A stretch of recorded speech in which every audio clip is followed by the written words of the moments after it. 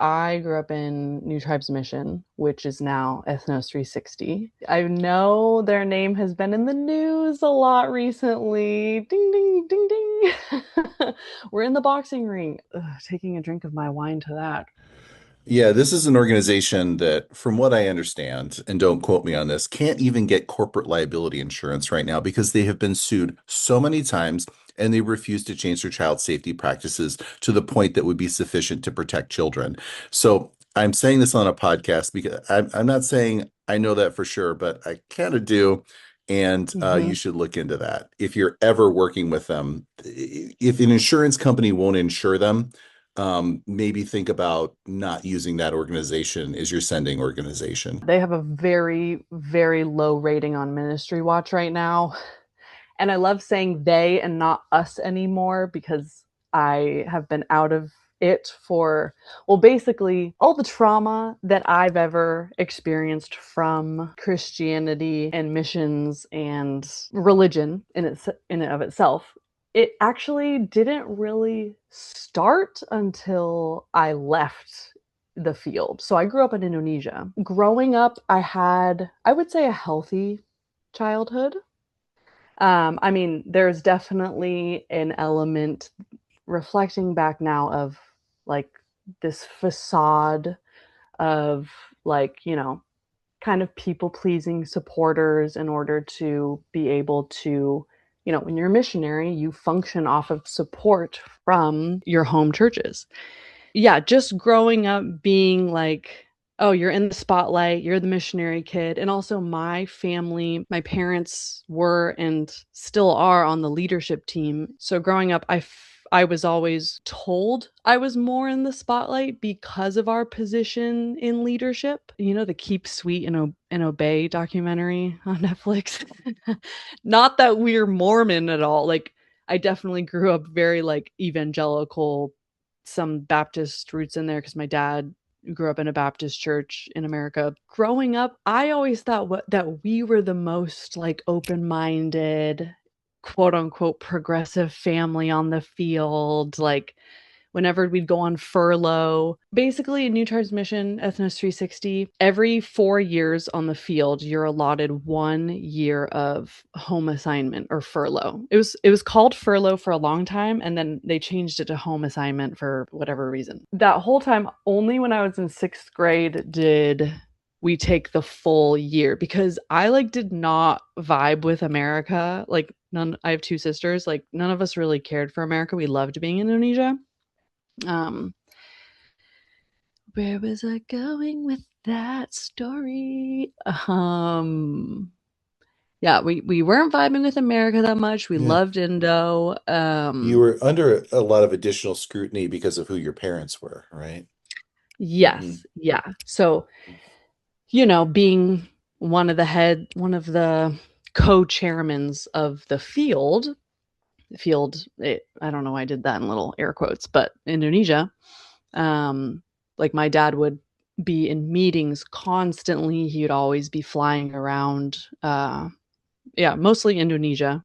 Like we were in Borneo or Kalimantan, and then there's also Java and Papua and bases like kind of all over.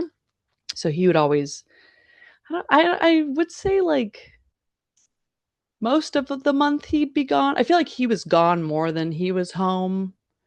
Um, but did that affect me? Maybe.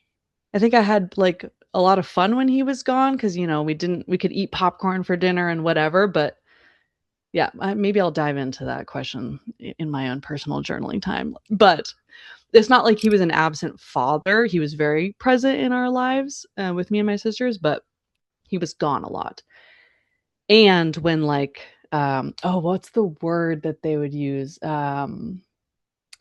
There's like a specific word that they use on the mission field, contingency. Like something that's like bad that's happening, but I think it would be called contingency where, like do I need to do trigger warnings or is this whole podcast like trigger warning? You know what you're getting into Yeah, listening it's to it. okay. Okay. Avery, yeah.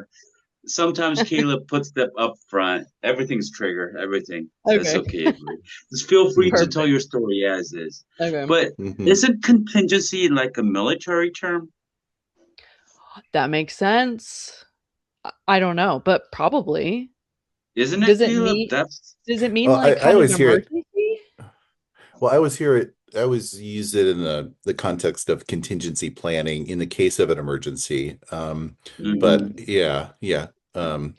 That yeah. That makes sense. Yeah, because he was in a lot of contingency meetings, which I mean, looking back, I'm with the amount of cases against new tribes and ethnos 360, like I'm sure, yeah, I'm sure my family knows way more than I thought they knew about shit. Because like when you get appointed to a leadership position, there's the files from everything that's happened, everything that's been reported. So, like, how would you not have access to whatever the last leader had access to? You know what I mean? Like, it's, I want to give people the benefit of the doubt, but at the same time, like, this is reality. And, like, unless someone is burning files that were only paper, and then you had, like, oh, we had no idea that this.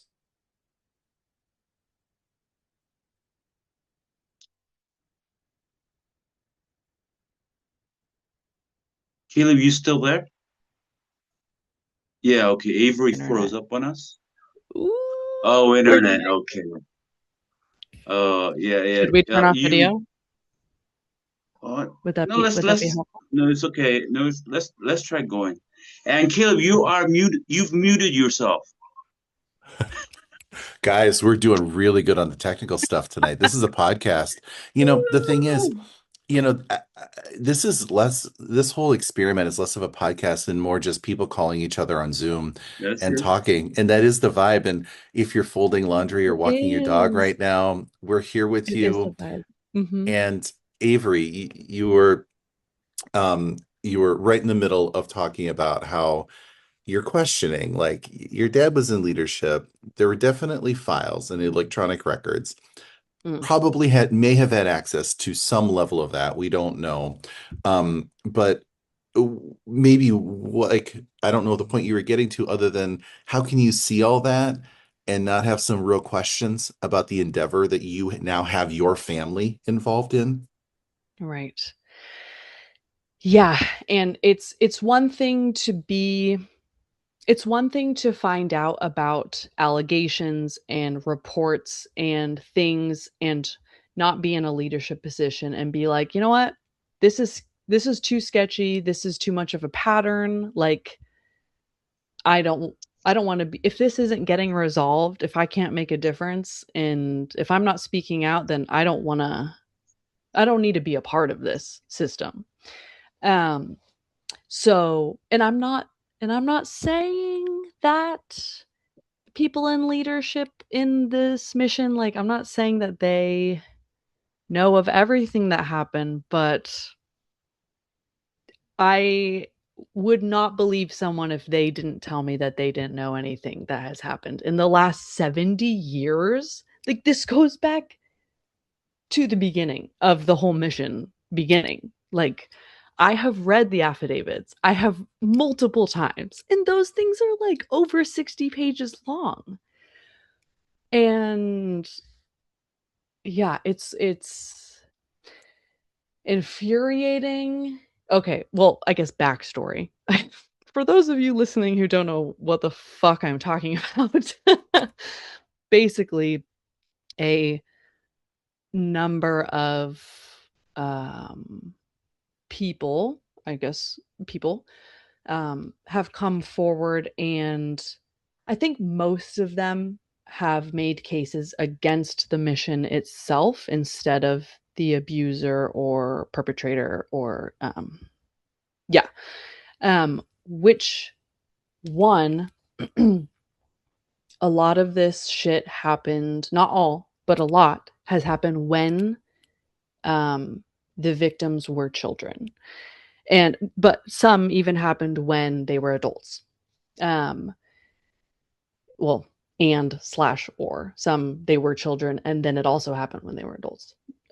by people in the missions organization, which, after being reported, after their parents telling the child safety team and or whoever they felt safest with, you know, the abuser, I guess I'll use that word for the abuser, um was either a lot of them were just sent, oh, this happened in this dorm, well, just go back to America to our base there, and we'll just reassign your positions. What the fuck? Like, are you kidding me? Are like what? Even just saying it out loud now is like, this is a movie, and not a good movie, a movie where you're like, this is a horror movie, you know? Um, and I think many survivors in victim survivors, I guess survivors um is the word I'm going to use. They don't report it until way later because we're missionary kids. God, well, I'm not a Christian anymore, but God is like your life. Your life is God. You are literally on the mission field to spread the gospel so unreached people groups don't go to hell. Because the way I grew up was that no, you can't find God through nature. You literally have to hear the gospel that Jesus died on the cross for your sins, specifically that, to go to heaven. So, any tribal group, any people group, whatever, anywhere in the world, if they haven't heard the gospel, they're not in heaven. That's what I was brought up believing. And so when you have the survivors, when they're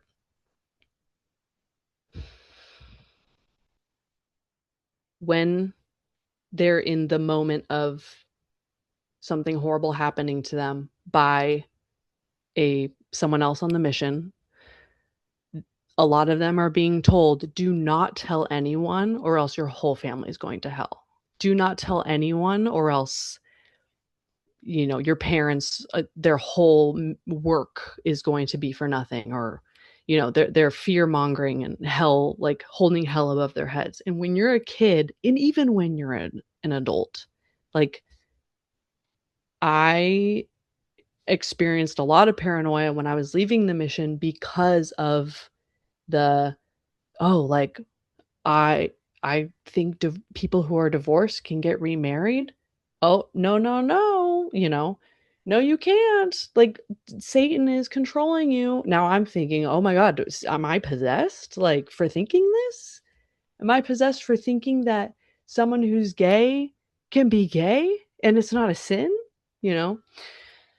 Um so bringing it Yeah. back, like, it's like, it makes sense why these children aren't reporting this right away, because no, you don't want your family to go to hell. You don't want this whole people group that your family's ministering to go to hell. So, like, of course you're not going to tell. Yeah. So, yeah, it gets very tricky and complicated. And children and adults who are the victims of sexual and physical assault overseas, they're an inconvenient part of the missionary narrative. It is Exactly. the missionary narrative. I mean, we just interviewed someone who was on the Doulos. I don't know if that ship ever came through. It's a missionary ship. They have a huge library on it, and Oh, the whole library is full of missionary stories, missionary martyr stories. There's no stories in there about assault on the mission field. There's no stories there about missionary kids who struggled re-entering into the US. The hard parts of our story are inconvenient to the military industrial the missionary industrial complex. And so literally. they are crushed. And here's a message to Ethnos 360. If you're listening to this podcast and you don't like what we're saying and you want to like threaten us with legal action or something like that, I will see you in Discovery, bitch. I will subpoena every fucking email you've ever written to prove my case. So go ahead. Fuck off. I mean, we're talking about the assault of children that you covered up. It's been covered in major media outlets.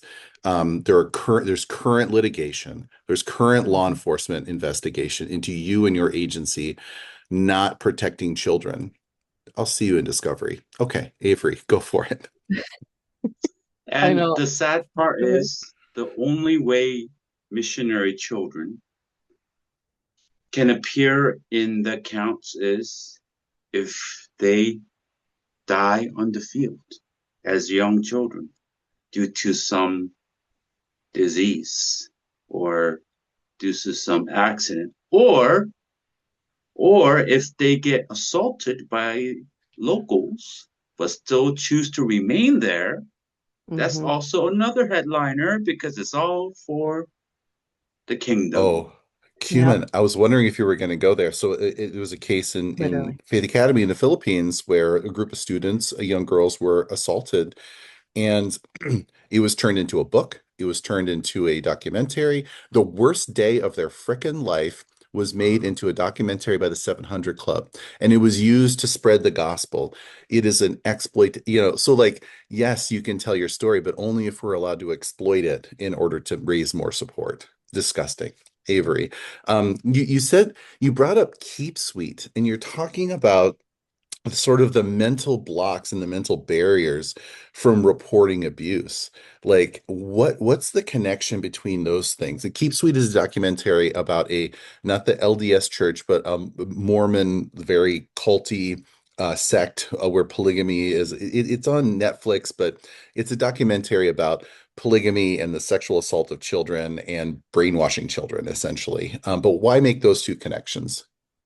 Yeah, and there's now a new one called Trust Me, a False Prophet, which is who took the other prophet's place when he got imprisoned for having underage wives, and then ended up doing the same thing. Now he's in prison for having 9-year-olds as wives. Basically, like, yes, they're different denominations, but the manipulation and the brainwashing is the same. It's when you use God to further your own agenda, like that's the most disgusting, well, not the most, well, one of the most disgusting things ever to me. Um, just, I mean, based on my own, when I started questioning God and Jesus and stuff, like, um, dang it, I'm forgetting your question. Sorry, this is not a laughing Oh matter, no. everyone. No, no. Okay, I was What, pairing that with yeah, like you would specific. let's just like all of these blocks that you have internally. If I talk about the hard thing, and it might not for most missionary kids, many missionary kids, it's not physical assault or sexual assault or anything like that. It's Mm, if I don't align my story with my family's narrative, then I'm in trouble. And I'm going to take all the things that I'm enduring, all of my yeah, personal struggles and traumas and anxieties, and just push it down and put on a happy face. dude, yes, yes, 100%. And it's oh, okay, okay. I do remember.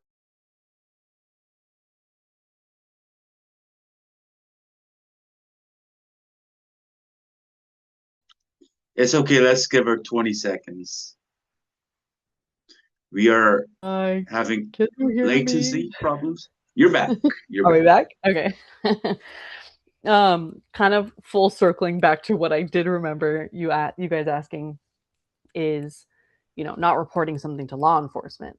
When you're on the field, one, on the field, like, oh, like, you've seen Locked Up Abroad. Like, in America, the prison system is so much better than overseas. So, like, why would we tell law enforcement that you're assaulting a minor when, you know, you're just you've repented, or you get it. You get that you messed up. Like, it's like, oh, we don't want you to be stuck in an Indonesian prison. So we're going to handle this in house, which you know, circling back to the keep sweet, pray and obey, and trust me, a false prophet, like it's being all handled in house because, like, why should the law enforcement kick or not kick in, but like step in when like the perpetrator has repented, you know? Like he knows that he did wrong. So why should he have to serve time in prison if he already repented? He knows, you know? So it's like I mean, you know, I'm saying, you know, I know you guys know. Um but I mean, growing up in Indonesia, there's this word called it's kan, Kan, and it's kind of like a reiteration of like what I'm saying, I guess. So I guess that's why I'm saying, you know. Um, so yeah, so going back to one of the cases, I mean, everyone that I've talked to about it, nobody had known about it before. The person that it was involved, or the adult that was involved in this situation, all of them were like, oh yeah, we always had a weird vibe about him. But um, it was with his own adopted daughter on the field, and my parents were in leadership, and I remember lots of meetings happening, and my parents being very stressed. But I looked this person up, like I would say a year ago, and they're a pastor at a church, and their most recent sermon is on YouTube talking about being a godly father. And it's just like, am I in a simulation? What? What? How? What? And my laugh, it's more of a nervous, like, what the fuck laugh. Like, Yeah. No, no, you know. no. We laugh at the darkest shit, and Cumin always likes to explain why, but that's why, telling these things on a different podcast where you know that the audience are just non-MKs, like you have to hold down the laughter, but like it's so absurd. The idea that you could be overseas and there is a missionary dad who's sexually assaulting their child, and you don't immediately turn them over. That person, it's a kindness to send them to a Guatemalan prison because what you need to do is cut them from stem to stern, right? Like they should be put on a fucking Mhm. wall. And so I don't care if it's a prison in a developing country that's overcrowded. That's where you go. In fact, anyone that does it in the US, we should ship to Guatemala. I'm sorry. Mhm. Like that is what you deserve. But many mission organizations say, "Oh no, like we'll deal with it internally. We'll send it back to the U.S. for biblical counseling or something like that." And so you got to see that because of your dad's position, your family's position in the mission field, and Mhm. you mentioned like getting out was the thing that was traumatizing. Like what was it about unraveling all of that in your head that was so difficult? Yeah, so basically 2015 is when I moved back to America for university. I went to Biola University, Bible Institute of Los Angeles, where I had to sign a contract saying I wouldn't have premarital sex, I wouldn't smoke nicotine, do any drugs, weed being a drug to them. Um, I I think that was a majority of it. Oh, and I had to write a really convincing like testimony of how I came to know Christ. Side note, Um, Avery, yeah. that is the first time I realized the acronym of Biola. I just thought it No was a word. way. Oh, You, really? Caleb, too. Bible Institute of Los Angeles. That's Yeah. Biola? Viola. Oh, wow. That is so basic. And it's in Yeah. Azusa. It's right. It's in Azusa. It's right by Azusa. Okay. And Azusa is everything. It's AZUSA. Everything from A to Z in the USA. Biola. Oh my God. Everything's a That's product in this funny. country. I almost went to Azusa actually. I almost went to Azusa and there's another one that starts with a Yeah. B. But We, Viola had the statement of faith, which my family really yes. liked. And you were just talking about that, like, no weed, no drugs, no sex, no whatever. Exactly. And so you had to do that. And so what was that transition like? Um, well, so basically, I was a really good kid growing up because I t- I tend to like to not make anyone upset. So, people pleasing was a big part of my upbringing. And it's funny because when I started posting on YouTube my story, like I would get messages even from my own family members being like, "I'm sorry your life was so traumatizing before, you know, this day, when you're in America." But it's like, I mean, technically, yeah, I did have a positive childhood. Like my parents were very loving to me. Like besides spankings, like there was no like physical abuse or, so and my parents did do a good job of protecting us from like to yeah, they did do a good job of protecting us from a lot of shit. So a lot of shit that now I know was happening and we just kind of talked about, even though I kind of knew, had like, in a tingling. Oh my god, that sounded so cringy. But yeah. Um yeah, so basically when I moved to America, one, I started smoking cigarettes because in Indonesia, everyone and their mother smokes cigarettes. Like literally you're Yeah, yeah. This is why Another we do technical video off. difficulty. I But love yeah, everyone and it. their kid, honestly, you see like 4-year-old kids smoking in Indonesia. Yeah, like yeah. Me correct. cigarettes Okay, too. I are can In hear the you guys. Philippines too. yeah, yeah. We're just feeling like, yeah, Um you see like children smoking cigarettes, oh right? yes. Uh-huh. Yeah, Oh yeah. yeah, 10-year-olds, 9-year-olds. yeah, yeah. So smoking cigarettes was me feeling like I was home. Like if I was sad, if I not even it wasn't even like a coping thing. I think people look cool when they smoke. I know it's so bad for you, but I don't smoke anymore. But I don't give a fuck. Like smoking, whatever. Started smoking cigarettes. I was the only one with a car because one of the families that went to one of our supporting churches gifted me a car. Thank you so much to that family if you're listening. I don't really, I'm not really in contact with them, but like that was amazing. I didn't have a car payment or whatever. Like that's some missionary kid. Like some being, I don't know. It might just be me, but I don't think that would have happened to me if I wasn't, oh, somebody help this missionary kid who needs help. She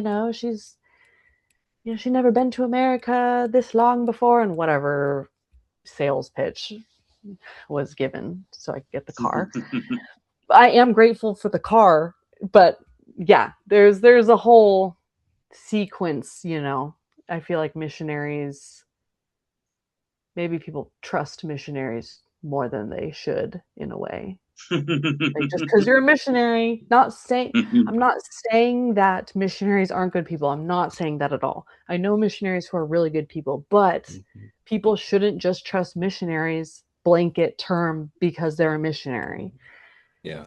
Because some people enter into the mission field for really horrible purposes, clearly, as we've been But talking about.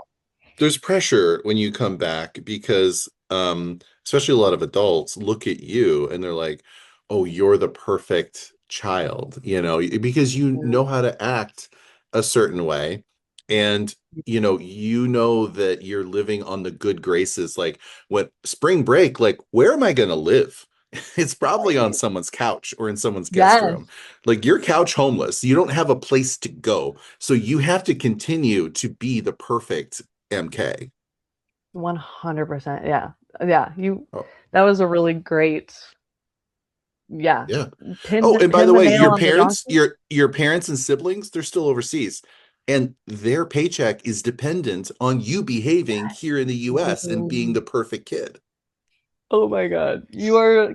Hitting the nail on the head, is that the term? As a missionary kid, you don't grow up with these terms, so it's like hitting the nail on the donkey, is that the term?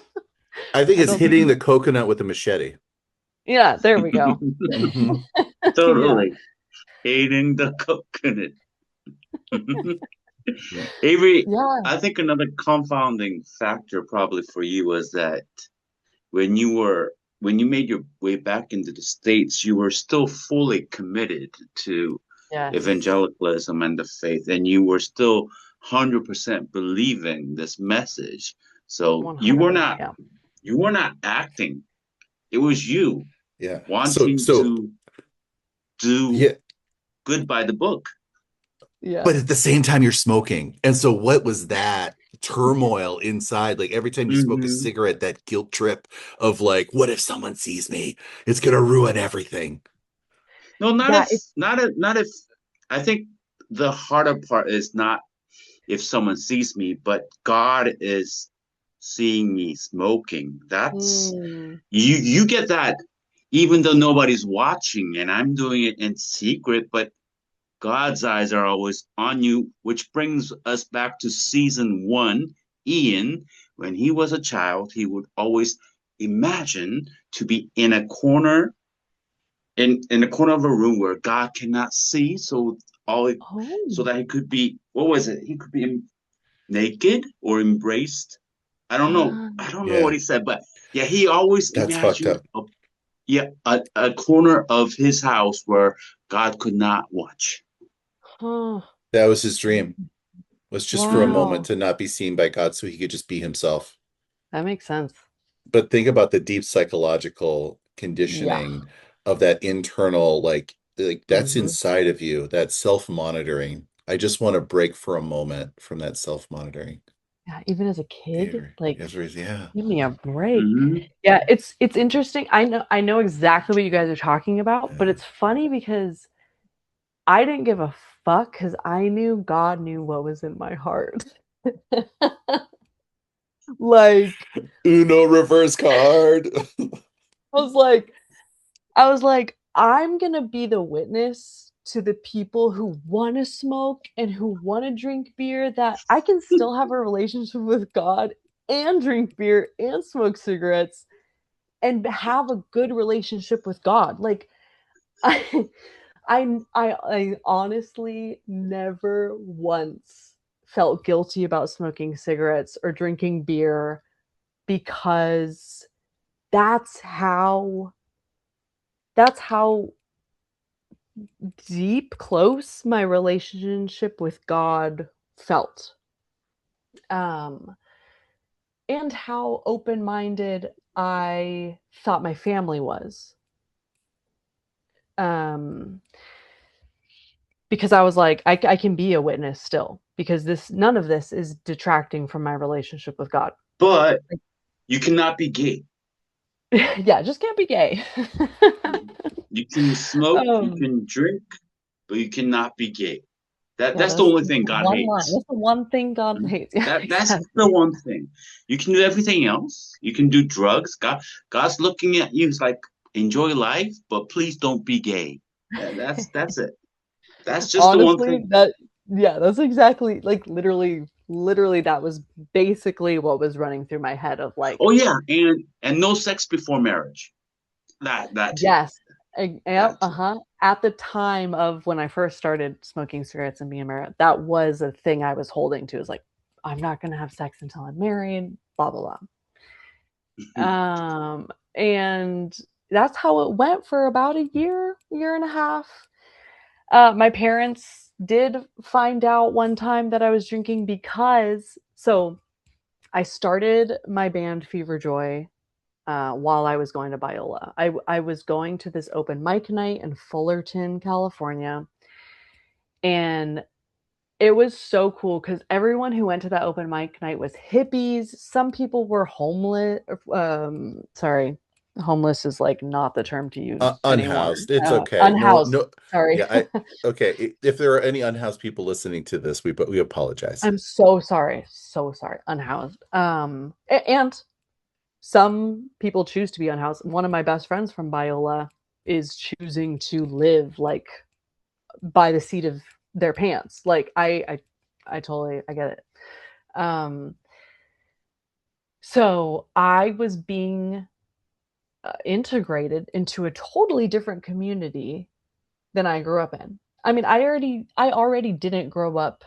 I mean, I grew up on the mission field, but there wasn't like a big base. Like all of my friends were either Muslim or Catholic. I didn't really have that many Christian friends growing up, and they were all Indonesian. There was like a few families that were from America and Germany and South Korea that would kind of come in and out, but we lived in a city. We weren't in the tribe. Um, so okay, and my family ran the guest house of the so we saw people in the same in new tribes sometimes, but not every day because they were kind of coming in and out. So with this open mic, like I was being in introduced, I was becoming friends with people. We all loved music. That was our commonality. But like, oh, you believe like in evolution? Whoa. Like you believe in you have sex with your girlfriend? Whoa. Like I may not agree with it cuz I believe in the Bible and the Bible says that's wrong, so I got to trust it even though I don't understand it. But like I love you, Hold on, Avery. I wish our listeners could see Caleb's expressions as Avery says these things. Evolution? Premarital sex? Really? What? What? Um, yeah, and it's yeah, and still this whole time, like I and even one of my bandmates, because there was three of us to start, he believes I'm assuming believes in evolution and sex before marriage and blah blah blah. And sometimes we have small discussions. I'm not a debater. Like I am the worst debater in the world. Like, I don't want to defend myself. I just want to live my life. And I'm not trying to teach anyone anything. I'm just trying to live, essentially. And I know everyone, like, what works for me not may not work for you or for this other person or whatever. So,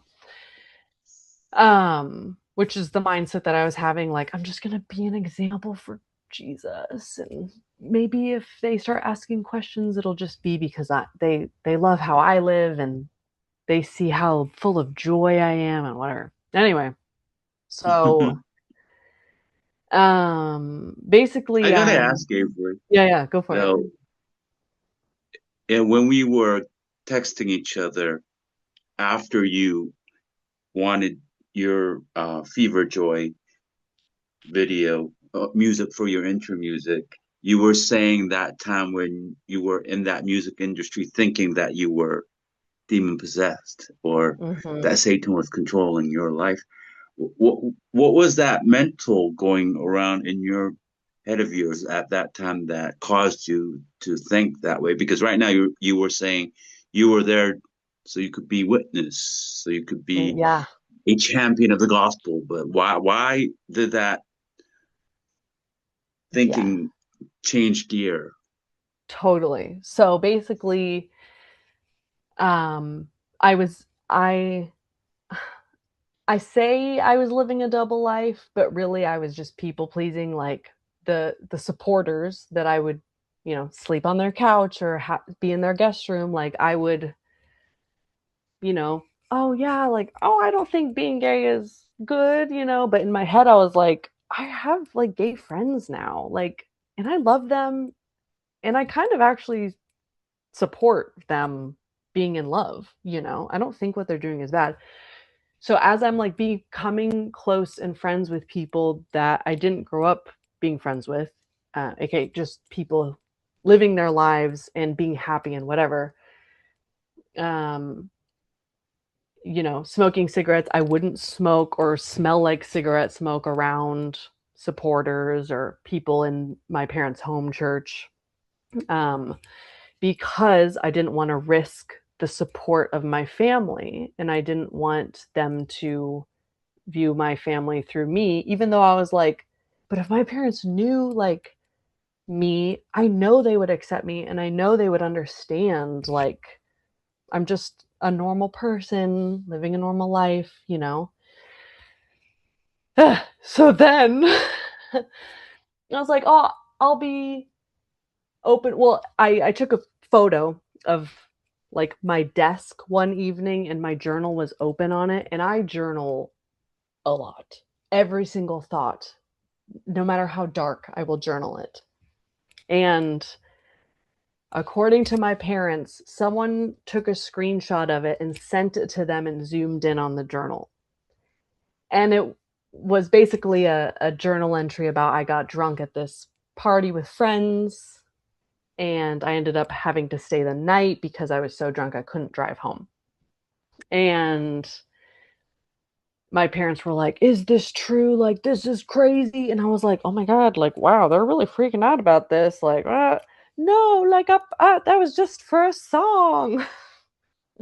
And I think they bought it. They acted like they bought it. And I, apologized so many times. Like, that was just songwriting lyrics. Like, I'm trying to get in the mood. I don't know. Wait, But first of all, that's a gross intrusion of privacy. I don't care who the fuck you are. totally. Taking a photo of someone's journal entry? Yeah. And then And you were sending a it. college student at that Yeah, time? I was a freshman. Yeah. So I think I So, was still 18. but oh wow, Yeah. that's just uncalled for. So your parents should have thought this through and confronted whoever took that photo. But I Agree. guess, I yeah, agree. that would not have gone through their mind because obviously that person who took the photo was a supporter. Wouldn't that be the case? And but Good for this you is for not Yeah. driving normal. drunk. No, but good Yeah. for you for not driving drunk. I just I know, like, right? like, yeah, just a parent here. Like, I have a kid who's going to be a freshman in college very shortly here. Thank you for being responsible and not driving drunk. Thank you for saying that, actually. Yeah, I appreciate it. I you did a appreciate good that. job. Yeah. Hmm. Yeah. And so basically little things start happening where I'm like, hmm, okay, interesting. My parents aren't as progressive as I thought they were. So I mean, it was appearing to me that maybe their progressiveness was a show so that other people want to join evangelical Christianity. And they think it looks cool. Everyone's welcome. Yeah. Well, and when Avery's unfreezes, a bit of this is when missionary families realize that their Okay, we're kid is back. in the US. Yeah. I was just saying, sometimes it's when missionary families realize that their kid is in their home country and they don't have control over them anymore, and they start Yes. making decisions that are out of alignment. There is a freak out because it's a realization of we don't control you anymore, and you're on the other side of the planet Mm-hmm. and possibly embarrassing us in front of our Yes. supporters. Literally. Literally. Yeah. And so, yeah, so I'm just kind of like, I say living a double life, Hannah Montana-ing it up, where I'm one way with supporters. I'm leading worship at different churches, like Avery, what? we got to explain to our younger listeners or our older listeners what Hannah Montanaing is, or our Oh, international listeners. that's so true. Hannah Montana, Miley Cyrus, Billy Ray Cyrus's daughter. She starred in a show when she was younger. She's just this normal girl from Tennessee. And then she has a double life where she goes on stage and she's Hannah Montana. None of her friends know, but she lives this rock star life. But also, she lives like a normal life where she goes to high school and she lives in Malibu, I think. And So yeah, nobody knows. You're Avery Montana. Got it. I'm Avery Yeah. Montana. Yeah. Totally. Hmm. Yeah, so leading worship, sometimes I'm even like, and I I guess I want to clarify because a lot of comments on my YouTube video, my story of leaving Christianity on YouTube, I say I'm partying, but I'm not, I'm literally not partying that much. Like, I'm the smoker of cigarettes in the back, DDing, but like once in a while I'll get drunk. And like, I'm not even like getting, not even that I'm not judging people who are getting blacked out drunk. Like, I don't give a fuck. Like, you know yourself, like, have fun. But like, it's not even, I'm saying this because of how intensely my parents are about to start reacting to what's happening, to what I'm doing, because it's not even that bad compared to, how bad maybe it is in their own heads. Anyway, so I'm mostly the DD because I have the car. I love smoking cigarettes. I'd rather be the smoker in the back having one beer than someone else driving my car to get me home. So, What's DD?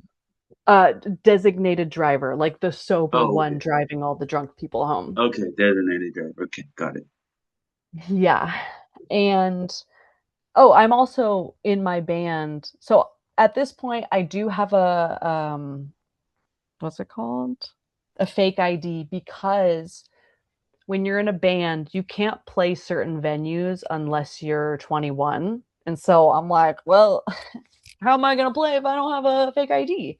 It wasn't even so that I could drink, which I did, but it was so I could play these venues because my band was starting to gain traction, and, I love music. So that was my trajectory. So shit starts hitting the fan. I fall in love with the love of my life, my partner currently. We've been together for almost 10 years now. And basically I he grew up Christian as well, but had already deconstructed his faith, but was in a place where, you know, for a lot of people, like, Christians call it prayer. Some people call it manifestation. Like, it's the same intention. Like, he was like in that place. And so we really like connected spiritually. And I was like, oh my God, like all these things were clicking of like, oh, maybe I can think outside the box here. I feel like I've been living in a box, you know?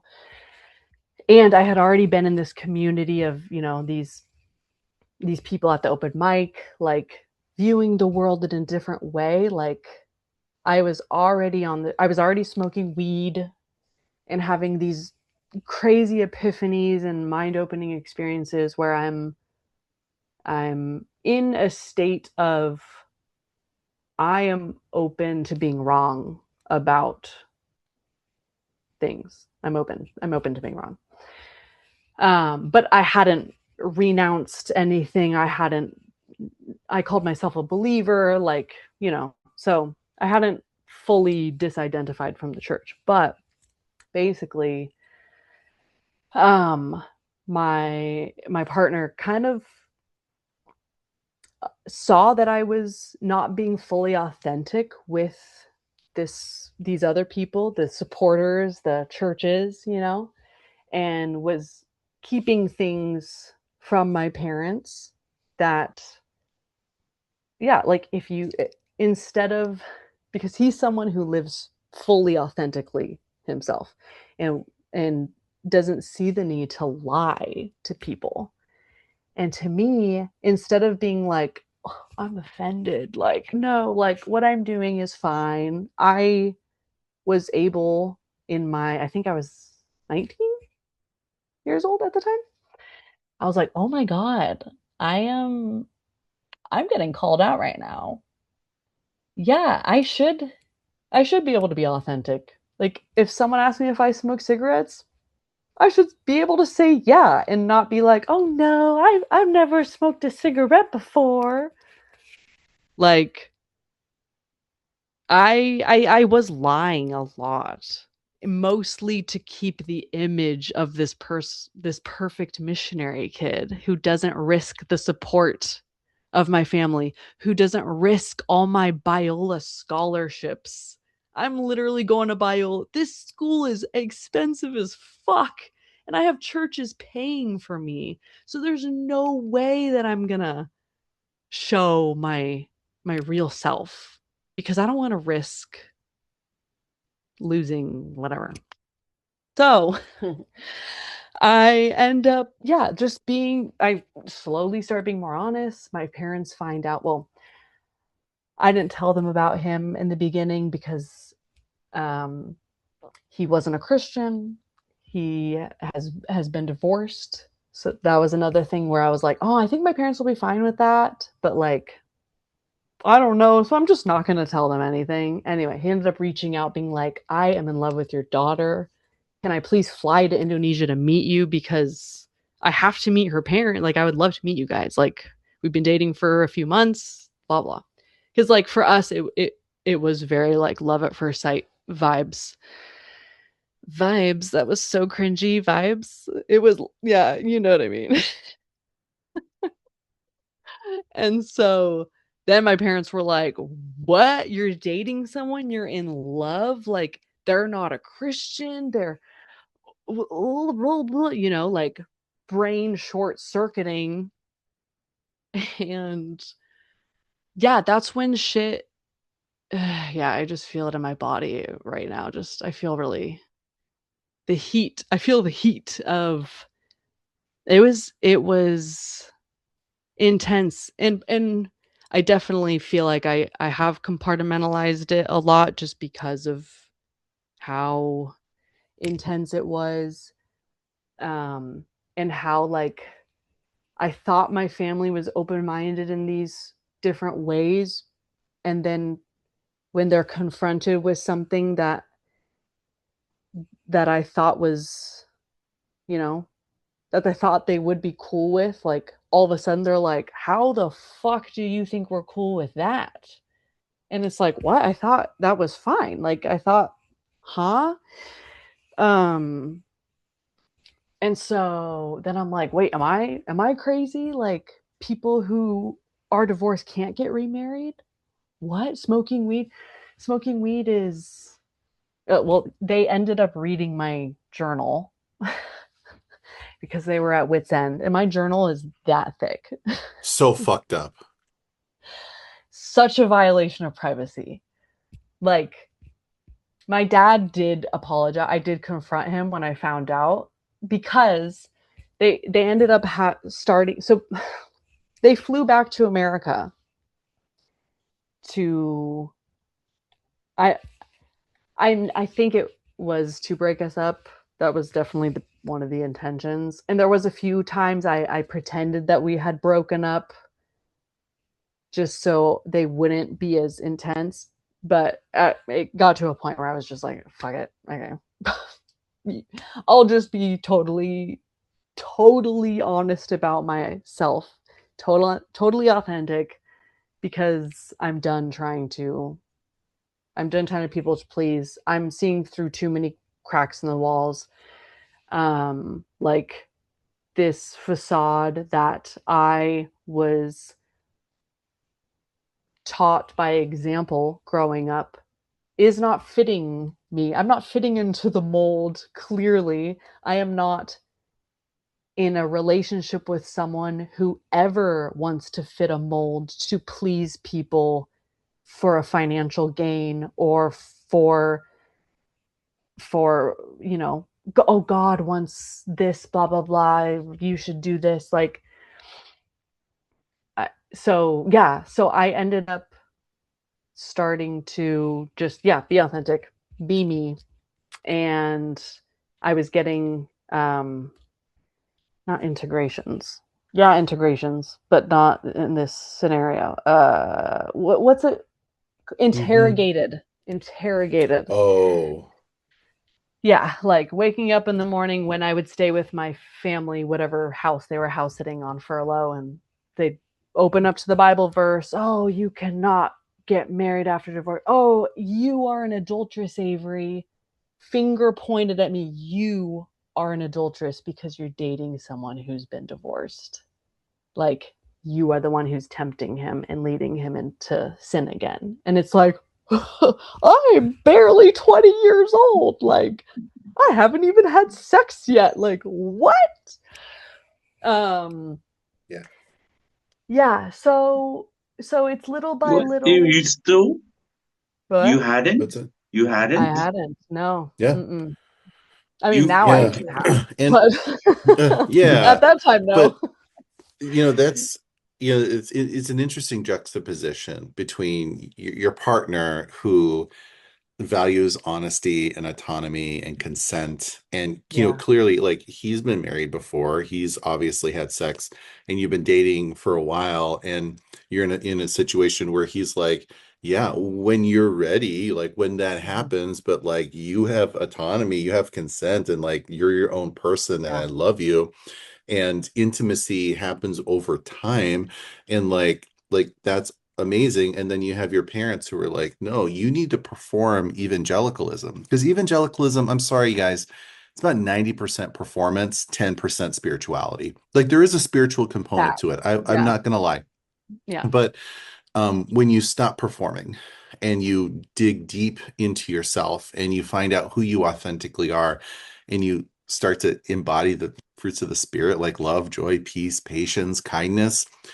those things are antithetical to performing so that your parents can get money so that they can live overseas and have their status and their life over there. Like, you're Mm, breaking from the company line, you know? literally. Yeah. And none of Mm, those things make you a good person.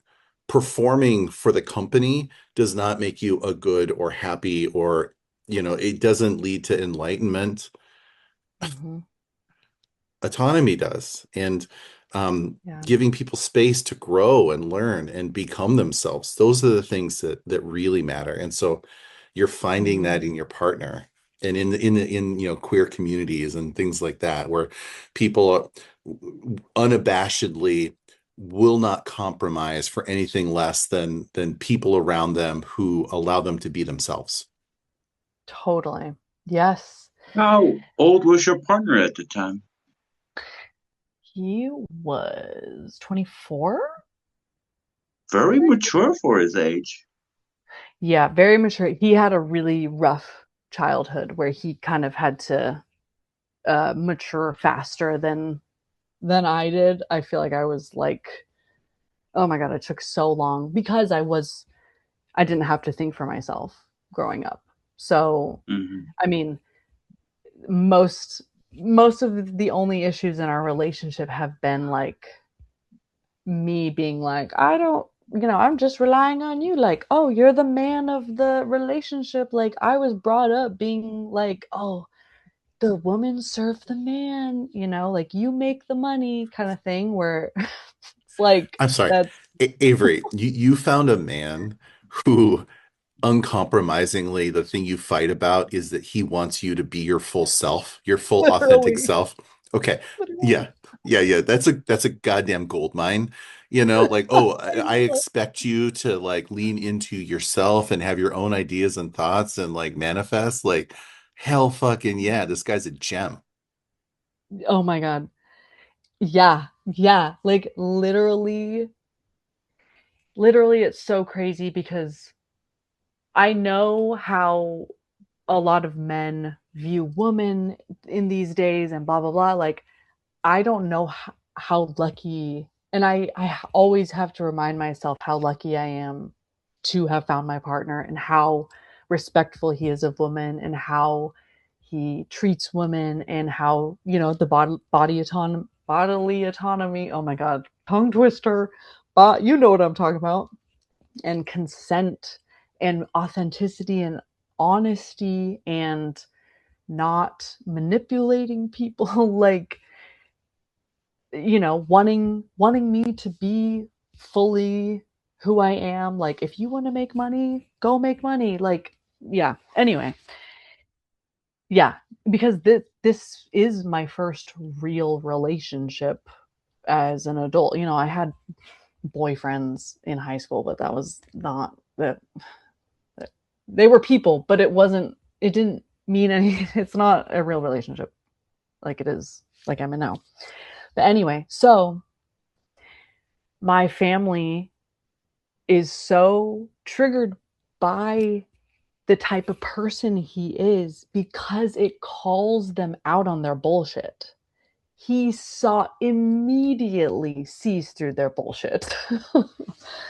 Immediately, like when the whole New Tribes Mission name change thing happened a few years ago, he was the first person to bring it up to me because he was doing research. He's like, you know why they changed their name, right? Look at all these claims and file. Like, how did you not know these existed? And I was like, what? You know, at the time, I'm like, oh no, what does this mean for, you know, now I'm like, I don't give a fuck, burn everything to the ground. Like, what the fuck, you know, anyway. Yeah, He so brought you to the light. you, yeah, He's your yeah, which savior. is, yeah, No, I don't believe in that. I think that you internally knew what you needed, and there's a million people you could have been attracted to, and yeah, you followed yeah, he's a great guy, but you could have picked anybody. And so yeah, like you stood up and said, I am not going to compromise. I know what I need internally, and it's this, someone who treats me this way. And yeah, that is how, one in a million. It's not like there's guys like this, everywhere. right. Mhm. But give yourself some fucking credit for not compromising for a shithead, you know? Totally. Yeah, and I was like Caleb, actively I'm just dating, so joking. it's not like I Cuban. God, you don't God, have to. no. You don't have to be all serious. Damn it! You just made me out to be a complete dick. Thank you, Caleb. You're welcome. Oh my God, I love it. No, but it's yeah, yeah, yeah. Like I was dating multiple people. Like I wasn't necessarily like open relationship vibes, which I totally support open relationships and whatever works for any relationship I love as long as everything's consensual and everyone's good. Um but when we did meet, I was like, holy shit, like this is it felt very, if I was still Christian, I would be like, oh God, like brought you to me or whatever bullshit. But yeah, I will say that he being someone who doesn't conform to the box, to, you know, he's very logical, very, you know, insert into the blank everything we just talked about. And then my family realizing that, oh, this person that she's with is not easily manipulated, is not easily controlled. So she's learning. I don't know if they're actually thinking this. She's not, she's starting to think for herself. She's starting to not be able to, like, if we suggest something, she might not take that advice anymore. Uh-oh, red flags, you know? Um, because I'm seeing this because I know of other people um, who have had issues with my parents now. And the people who are headstrong, who fight back, who think for themselves are the people who are having issues with my family. And so it's like, oh, I'm seeing a pattern here. Interesting. Like, I'm not, well, I guess going back to the paranoia thing, when my family first started being like, oh, you're in a band, sex, drugs, rock and roll, you are with someone who's divorced, who doesn't believe in Jesus. He's the devil in, or he's the devil in sheep's clothing. Like you wouldn't even realize he's the devil because devils can dress themselves like angels and all this bullshit. So in my head, I'm like 19, 20 at this time. I'm thinking like, what? Like, how will I know? Like, this is one of the most healthy people I've ever had in my life. And now I'm being told that this person's trying to manipulate me. Like, I thought, in my perspective, they're helping me think for myself. And what do I want to wear? Like, oh, is this dress too revealing? No, like if you like it, buy it. Like little things like that really mounted vibes.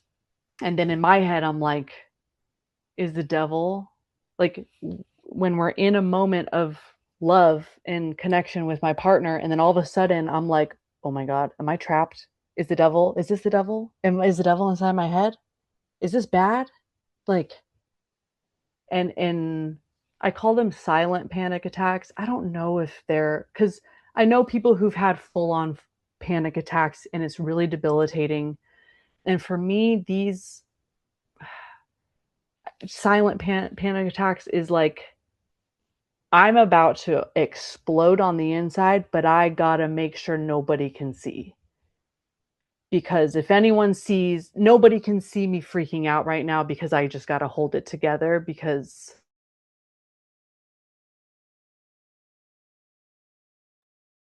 Yeah, we have another freeze. This We have is another so freeze here. golden. You gotta Yeah. hold it together still, and you froze. Yeah. The So irony of the moment here. yeah, But very in the it's funny moment. because Avery can hear us. Yeah. Every It was time you freeze, perfect. I know that you hear what we are saying because I've had that happen to me multiple times in the past. So Yeah. I know the situation you're in. Your mm, screen froze, but Yeah. we didn't freeze for you. So you are listening mm, to every one of our words. But the But the exact moment when you said, I have to hold it all together, no one sees me freaking out, you froze on the screen. So wait, the no, you guys biting froze irony too. of I it. couldn't hear we you. froze too. Hmm. Oh, we Wait, what did froze you too for say? you? Yeah, you froze too. That's why I knew it was frozen. What did you say? Oh, no, I mean, Uh, so, panic attacks come in all forms, but what you're Mm, describing, I think we can all relate to that mm, just intense turmoil of your internal self. And like during that time period, when you're in your early 20s, when you're coming back to the US, you're like yeah. reconstructing your personality, you're forming your identity. And Hmm. so, like, during this process, you're you're trying to decide, is this person who is allowing me to be my full self, who understands consent, who doesn't police my body, who wants me to be the best version of me, is he the devil? What? Yeah. What? No. Somebody wants to do those things to you, wants to police your body, wants you to not have autonomy, wants you to live a life without your consent. And they're saying that they're using this is what the religious trauma and spiritual Hmm. manipulation looks like. This is a perfect example of that. I don't like what you're doing. So I'm going to make you think that literally this malevolent creature is working through somebody else because I don't agree with what you're doing. And I can't Literally. police you because you're on the other side of the world. So I'm going to use spiritual abuse and religious trauma to control you from afar because they Hmm. put inside of you that internal policeman, that is God or Jesus, whatever it was inside of your brain to police yourself. It's really sick. It's really fucked up. And I'm sorry you went through that. I do, before we go any further, you've talked a lot about this on your YouTube and Instagram and all those things. I just want to make sure you plug your social media because that's one of the ways that one of the things that like kind of led us to you and led to me reaching out to you. Yeah, yeah. Rewriting Eden. That's my Hmm. Instagram, Gmail. Yeah, Gmail. But YouTube, basically, it's just me, one, telling my story, Yeah. um, helping, just putting out videos that I wish I had to click on when I was like, what is going on? Mhm. Yeah. yeah, Yeah, we're gonna have to go a video off here in a second. But uh, Avery does a really great job deconstructing these things that happen to Perfect. her. Yeah, and I was just saying you do a wonderful job editing those videos and putting your thoughts together in a way that just kind of leads people through your deconstruction process. And I Mm. wish that I had been there, as young as you have been able to dismantle these Mm. things. I didn't have the words. I didn't have TikTok. I didn't have all of these, Totally. things that help me unravel. So getting back to Yeah. 1920, and Mm. you're trying to form your own identity, and there's all this stuff you've just got to shed. Yeah, exactly. Yeah, and that's when my band, well, in the heat of the band getting more and more successful, my parents read my journal. And Oh, all my songs that I had been writing for the band, because I'm primarily a songwriter, and I'm just singing because I don't have anyone else to sing my songs, so I'm just gonna sing my own songs. Um, all the songs that I had were from my journals, and now that my parents have read it, that is unsafe territory now. That is, I feel violated. My deepest, darkest thoughts, and by dark I mean like just questioning God, questioning life, like being in the heat of pain and just going all out in your journal. That's what a journal is for. You write anything you want in your journal. Um, so after that, like I wrote an EP that is called Reflections. And yeah, in the beginning of the podcast, one of the songs, Crazy Love, is was played. They try to scare me into thinking that I'm going insane, but Crazy Love keeps coming back to me, where they're trying to make me feel like I'm going crazy, but I love them so much that I'm not going to cut them out of my life, because I'm going to try to work on this relationship and myself and like try to find a common ground. And there's a lot of other aspects in the EP, but yeah, I was ended up not being able to write anymore because nothing felt safe, because okay, my family is questioning me. Am I a bad person for thinking divorced people should be able to get remarried, and that weed is not a drug, like it's not whatever the hard drugs are. I can't even think of them right now. Um, yeah, and so it was just kind of like I just need to step away from everything. Is Jesus, did he die on the cross? I don't know anymore. Like after leading worship one day, I came home and laid on my bed, and I was like, some of the best people I know aren't Christian, and some of the worst people I know are Christian. What the fuck? That doesn't make any sense. I don't know if I can believe in Jesus right now, because the math ain't mathin'. And that's 9 years ago. Yeah, well, that exact moment was right before COVID, actually. So 6 years ago, 7 years ago. Mm, mm.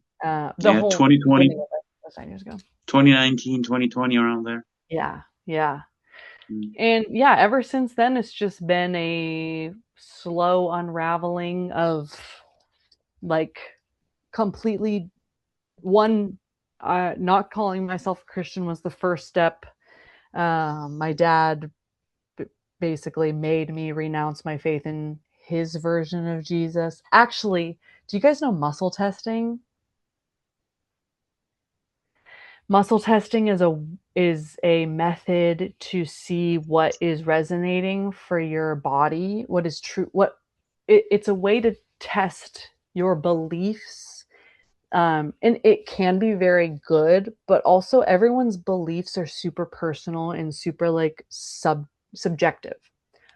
But this doctor that my parents were friends with, he's actually the person who led my grandparents to the Lord, which got them into missions and New Tribes Mission, and then my mom, and Oh, well, is that this and then you tried to pull apart, that kind of thing. Probably. I did the one where they try to push my arm down. So Yeah, I yeah, think it's the same. yeah. It's along the lines. Yeah, yeah. It's Yeah. like you press down or you try to pull apart. Yes. If you believe Yeah. in something, it doesn't pull apart. Exactly. If you don't, it pulls apart. Yep. Yeah, yeah, Yeah. yeah. I've heard of that. Pseudoscience is bullshit. Yeah. But anyways, And I mean, like, if he was, I think the whole phrasing. Anyway, I need to figure out if I believe in that shit. But in this certain situation, he asked me, "Do you believe in Jesus Christ as your savior?" In front of my whole family. We were at a dinner party in front of a bunch of people. And he's like, "Do you?" I had my hand out. "Do you believe in Jesus Christ as your savior?" And I was like, "Yeah."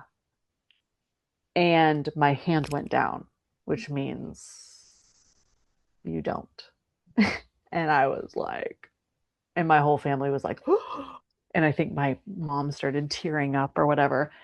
And then looking back, I'm like, that's probably because I didn't believe in his version of Jesus at the time. Like, I was definitely still a believer at that time. And this whole time, like, if this bullshit hadn't happened with my family, maybe I still would believe in Jesus. Just be super progressive and liberal and believe in, and I don't know. Who knows what I would be now if this, and that happened. I think we all can say, like, if this hadn't happened, I would be this way. Whatever. Avery, like, I don't want to brush past this. You're having dinner with your family, and they want to confront you about whether or not you believe in Jesus, and they whether it's real or not. I mean, muscle testing. I kind of know what you're talking about now.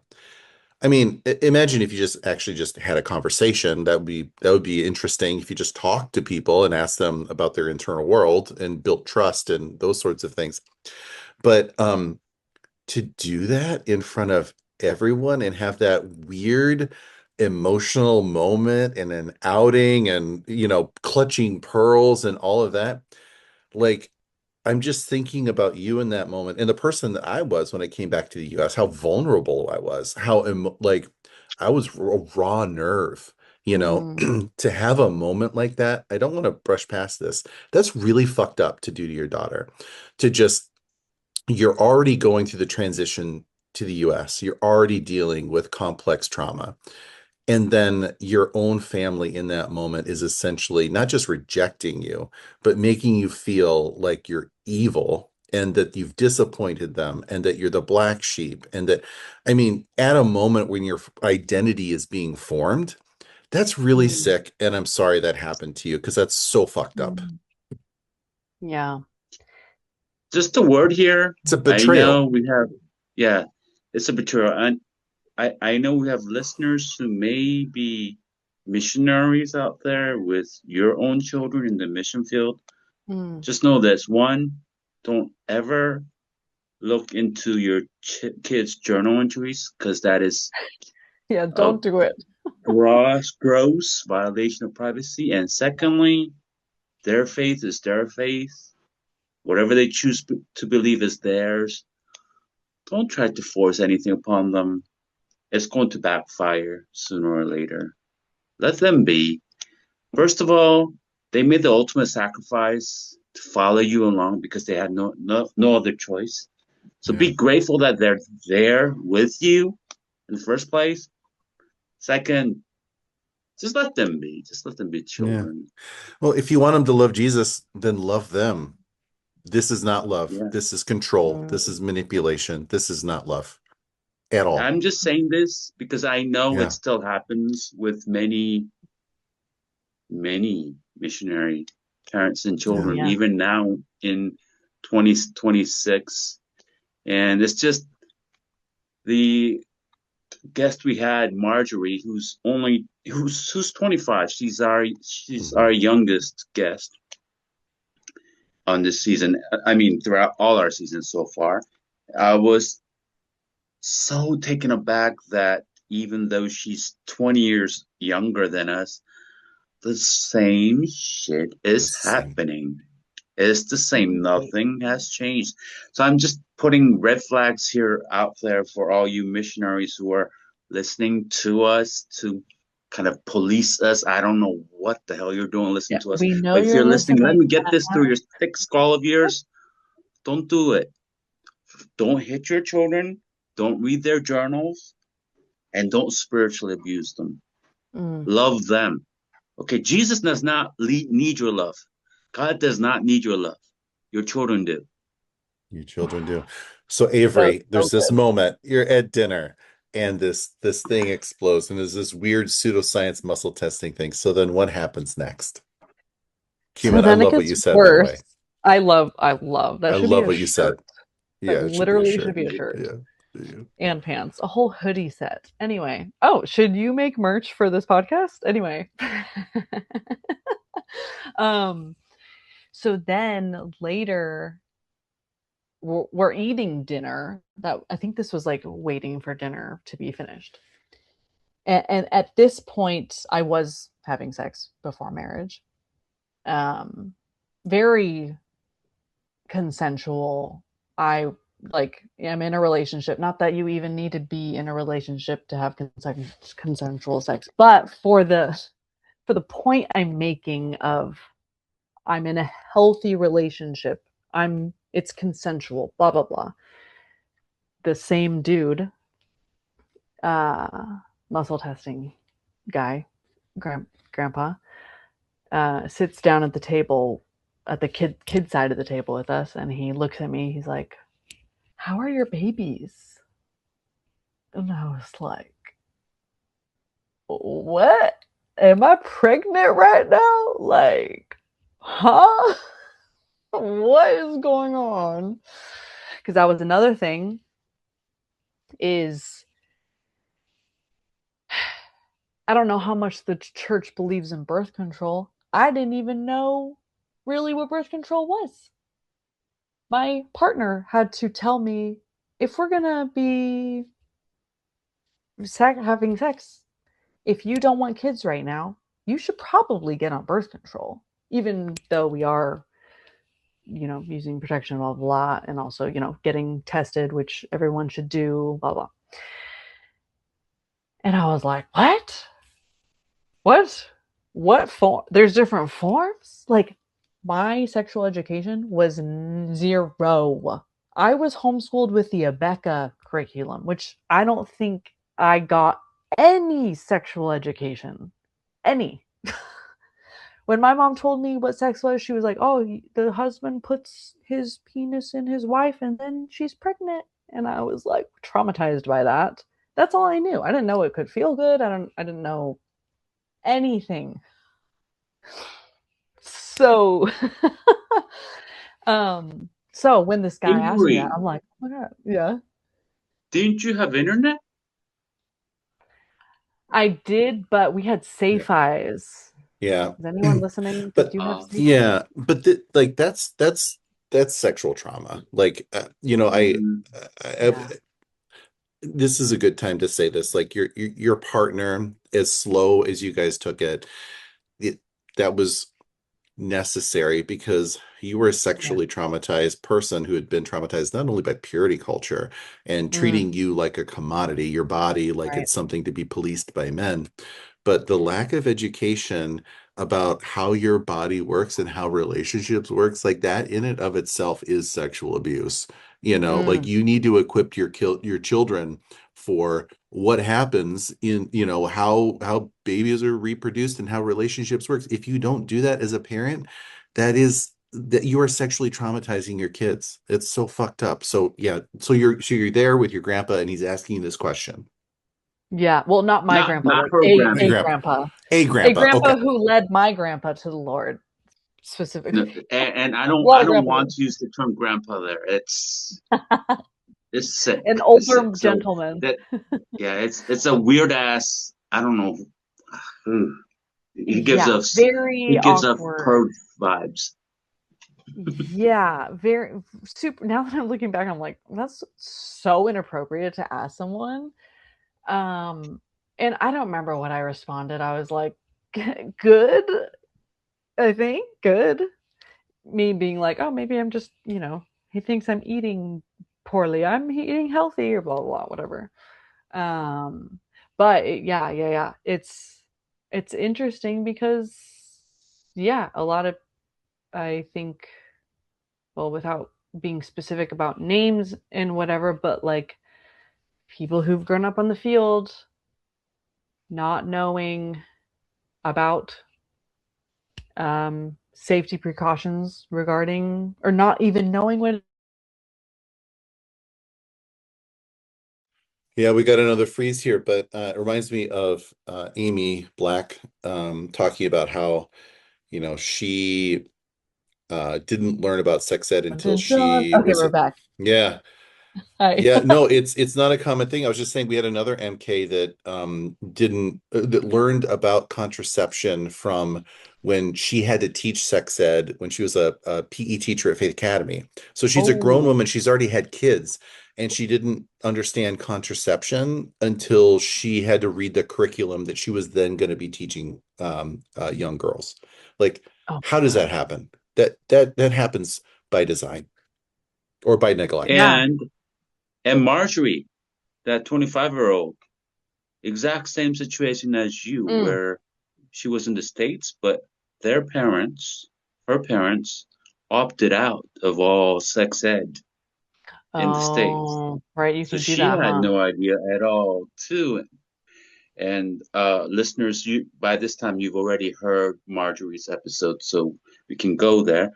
But Mm. she turns out she's gay. So, Mm. things go all over the place, but she's like, yeah, she goes to college and she Yeah. had to ask her roommate in her first year of college, I need you to tell me how this thing works. Wow. Yeah. Uh-huh. And I'm asking her, dude, you have Facebook, you had Instagram, you had iPhones. What's Mm. happening here? And she's like, Hmm. yeah, I didn't think of looking at those adult sites Yeah. because Right. that's Yeah. sinful. You're not supposed to Right. do But that. Mm-hmm. but Avery, what you're describing is just a version of keep sweet, you know? Yeah. Hmm. Totally. Yeah. Abstinent. We don't need to teach you about all this shit because abstinence is Mm. Yeah, Yeah. abstinence is Is shit. frozen. It does. Yeah, Hmm. yeah, it's frozen. I think it's Um, happening here because we are like hmm. un, we're like into 90 minutes now.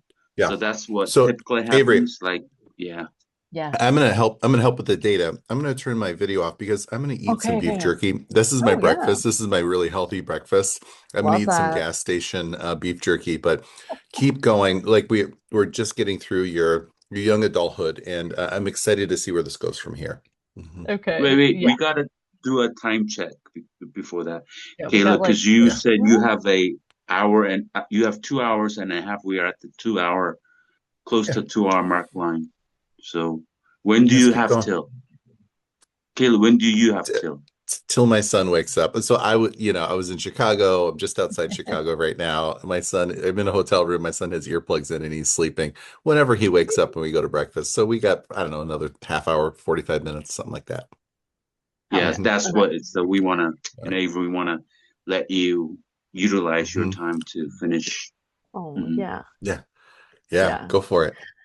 Yeah, so abstinence is gold or whatever the phrase is. And so why would we teach our kids about contraception and STDs when you could just be abstinent, which makes no fucking sense. Like does anybody know that rape exists? Does anybody know that,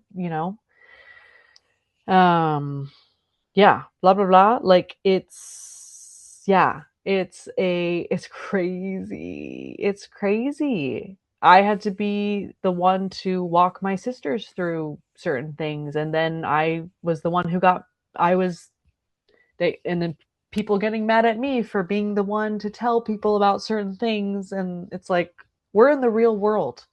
My parents didn't tell me shit about sex, my partner lovingly did, and painstakingly, patiently did as I am like taking these baby steps through, you know, so many different things. Not even just sex, like finances and like I was brought up just, the man is going to handle things. So I don't need to worry about bank accounts. And like, yes, my parents did set me up with a bank account, but it's like I didn't know how to cook at all. Like my partner had to teach me how to grill chicken and like he was doing all the cooking when we first started dating because I didn't know jack squat about cooking. We had house helpers growing up. Like we lived on American finances in Indonesia. Do you know how far that gets you? Like I wasn't I I didn't grow up like penny pinching really. Like I don't maybe if we grew up in America, like maybe we would have, but in Indonesia, like I ate well. I had people doing my laundry. Like I'd never had to do my own laundry. Like, and then coming to America, then I'm like, what is this machine? I have to do what laundry? What is laundry? Like dishwasher. I mean, I did grow up washing dishes, like our dishes, so I knew how to wash dishes, but um so even pumping gas, like in Indo, there's a person at the pump that pumps your gas for you. So in America, I had to learn how to get out of the car, go over, press the buttons, put in your card. Sometimes if you're paying cash, you have to go inside. What? Um yeah, little things that are just like, oh, even like cleaning, like if you're eating out at like a fast food restaurant, or it doesn't have to be fast food. Maybe, yeah, maybe mostly fast food. Like clearing off your own table. Like in Indonesia, the people that work there, that's their job.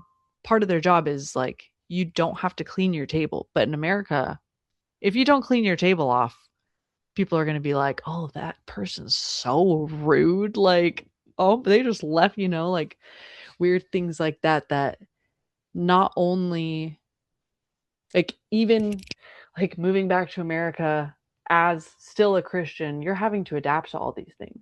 But if you're also deconstructing at the same time, it feels so overwhelming and debilitating and like yeah, finding you're figuring out your friend groups. If you didn't come to America like that often growing up, Cumin, were you gonna say something? Yeah, you are talking about 2017. It sounds like 1997 Yeah, because that's what you so are wild. relating to us is exactly the same experience that our generation had, and Mm, almost all our previous guests actually, in their mm, 40s and 50s, were all saying. And Caleb mentioned Ari's Ari Ali's mhm. film showing at Yeah. the beginning, and that Ari's mom was an MK in Ethiopia Oh, wow. prior to us. So she's a generation ahead of us because Mhm. Ari's our age. Her parent, her mom was shocked because things haven't changed with us. And we are now Wow. shocked because 20 years down the road and it still hasn't changed, which brings us to over 5 or 6 decades of missionary kids coming back home, lost as hell, and Yeah. we're still lost as hell. And then they ask us Yeah. why we have therapy, and then they tell us we're wimps for getting therapy. Up Mhm. yours, motherfuckers. Okay. Mhm. Yeah, I I just have literally to have throw a that out. no, no, no. Yeah, I love it. It's yeah. It's crazy. It's interesting because my mom's a missionary kid from Paraguay with New Tribes Mission. And like it's hard not to blame the mission for a lot of my trauma because she was being told all this bullshit. So it's like, um, I mean, like, I know everyone is accountable to what they do with information. Like, but at the same time, it's like I do hold my family and my parents accountable for this, and that, but I also like hold the mission accountable for perpetrating certain beliefs that my parents held that they told me or did to me. They were never, again, besides spankings, they were never ever physically abusive, but it was more of the spiritual abuse that I know that the if I had grown up in America with my same family, would it have been different? Probably.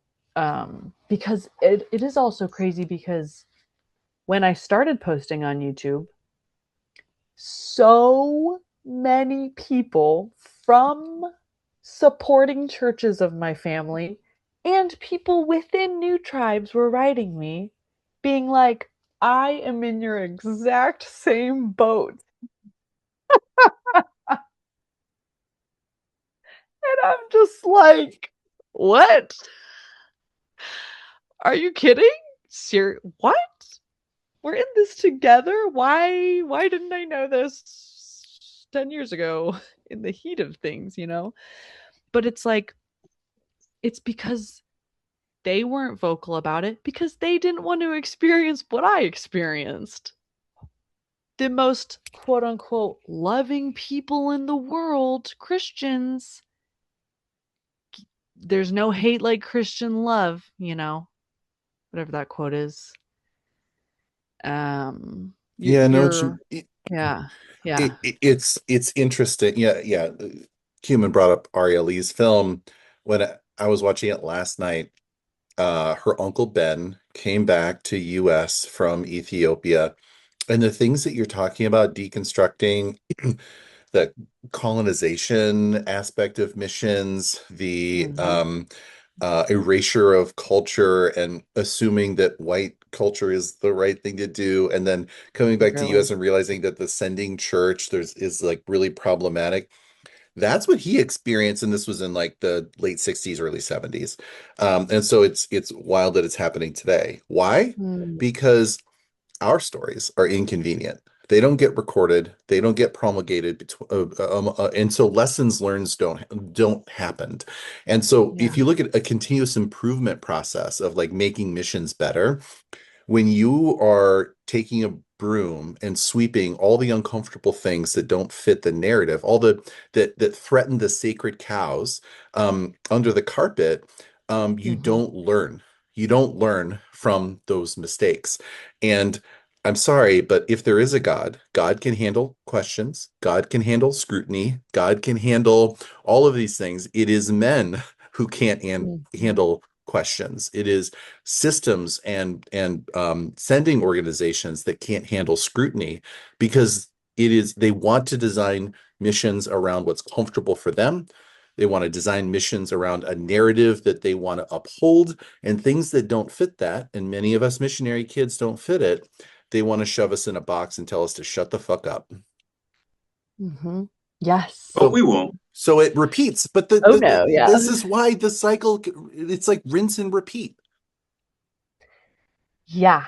Literally on New Tribes missions is ethnos. I don't know what to call them because I feel like like for people to know who I'm talking about, it's New Tribes, but their name is Oh, Ethnos 360 now. well, they were born as new tribes, but they identify as Ethnos 360. So we should use their chosen identity and Oh. not, their identity from birth.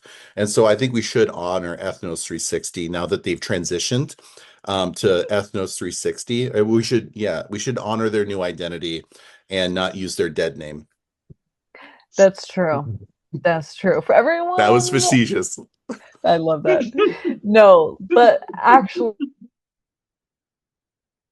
Oh, that was funny. That was funny as hell. We got Mm. a little freeze here. But except when it comes to okay, legal we're back. We're litigation. back. We're back. Yeah, We're we're back. back. Yeah. And I'm glad your partner called them out. He knew immediately that why they were changing their name. But back to your Yeah. story, Avery. Oh no, he knew immediately. He wanted to print out flyers with all the links and court filings and put them on people's windshields of my parents' church so that they could know. And me and my idiotic brain was like, no, like, no, don't do that. And now I'm like, why the fuck didn't we do that? What? Why? That would have been perfect. Now I live how many miles away from that church and that nobody knows? Like, I should have said yes. Anyway, I digress. I think I know what that means. I digress Yeah. meaning going back. Yeah, going back. Well, Um, you were like, forgive your 20-year-old self, for not yeah. burning down the house you grew up in, right? Like, yeah. So let's continue with your story. You eventually got out of all of this, right? Yeah, so basically after I had a phone call with my dad and I basically denounced Jesus as my savior, realizing that my Jesus was not the same Jesus as him, I was able to kind of like restart now that yeah, it was kind of like blank slate. Um Instead of being like, oh, I need to fill in these blanks, I'm not going to associate with any religion, any belief system.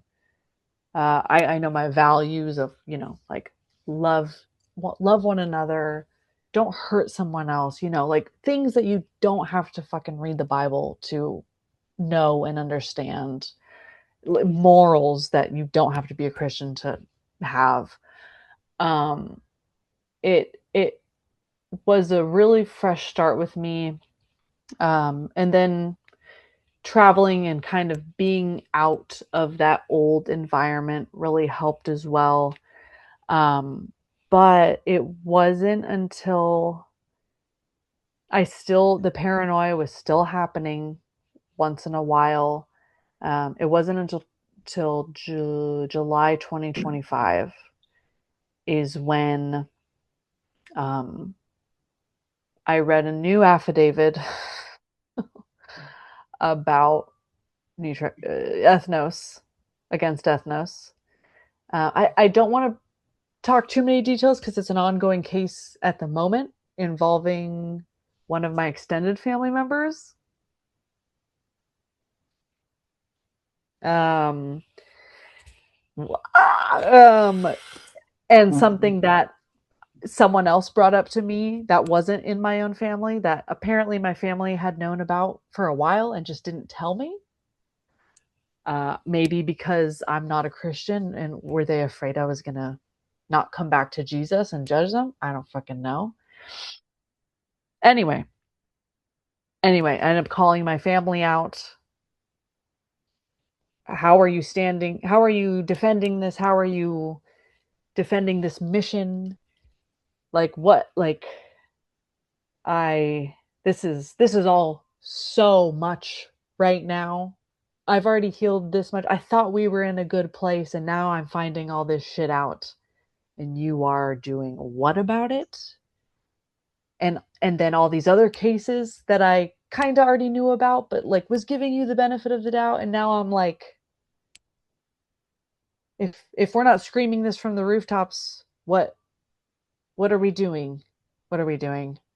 I need to take a step back.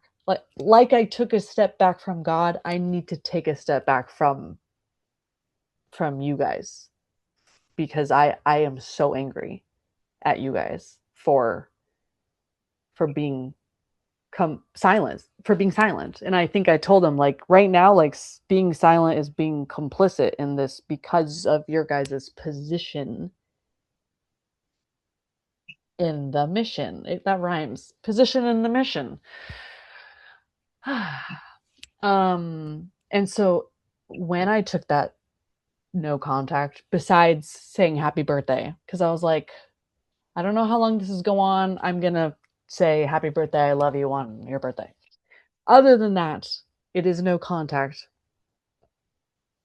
And literally haven't had a single paranoid thought since. Being able to take that step back and realize that those voices that were not mine, that were in my head, weren't the voices being like, oh, your life would be so much better if you just go back to leading worship, and you wouldn't be in financial struggle if you just believed in Jesus again. Fucking, you're having sex before marriage. Everything will be better if you just get married. That all the things that I thought were the devil were not the devil. This Yeah, that's Yes, it's not the yeah, I'm just devil. gonna yeah, you're not the devil. Like, um, the call is coming from inside the house. If you're part of an organization that's covering pedophiles, and you find that out and you continue to be part of that organization and you identify that organization as a Christian organization, I think you need to take a hard look in the mirror. I think you need to oh, now I can hear you. reevaluate what the hell you're doing. So, um, Hi, like, sorry. yeah, yeah. Maybe we go cameras off for a little bit Yeah, just to yeah, help with the data. But I was just saying, Avery, if you're part of an yeah. Hmm. organization Yeah, that is covering up pedophiles, you find out that your religious organization is covering up a bunch of pedophiles and moving them all around the yeah. world so that they can escape justice. And then Hmm. it happens again and again and again. I Yeah, really question whether or not you're part of a religious organization or this is you're in there because of social pressure and personal yeah. identity issues. I mean, this has nothing to do with God. God would never sanction any of that. If there is a Mm, God that would sanction that, then I don't want to know that God. yeah, literally. That's a great way to put it. I would not want to know that God that's Yeah. fucking allowing this for the greater good of the mission, whatever. Hmm. Like, Guys, if there is such a God, they were all fucked. oh yeah. Let me leave this earth now if that's the Yeah, case. I will walk backwards into hell and give that God a middle finger if that is how God treats us, you know. No, But Yeah. that Caleb, isn't. That's how men. I'm not gonna That's how men. go to hell. I'm going to tear that God down with Well, the thing every is, last bit of my fiber. that's it's a construct made by men who don't want to be accountable for their actions and want to control people. Yes. So, Avery, but back to your story. Sorry, we Mm. got distracted there. Yeah. No, no, no, for yeah, that's okay. Um let's see. Yeah, it's very interesting because it's like on Ethnos 360's website, like they do have a list of uh child sex offenders, but it's not complete. They even say it's not complete on their web. There's a PDF. It's really hidden, but it's there. You have to dig for it. And literally, one, it doesn't have all the names because a few things. One, they're not including the the pedophiles that have passed away for some reason, like what? And two, they also haven't included names of pedophiles in the mission who are already on sex offender lists. Like, what? It's literally in the clause in the PDF. Oh, this isn't all the names because one of the or a few of the names they're already on offender lists, so we're just not going to put them here. That's so crazy to me. Yeah. Yeah. Yeah, absolutely.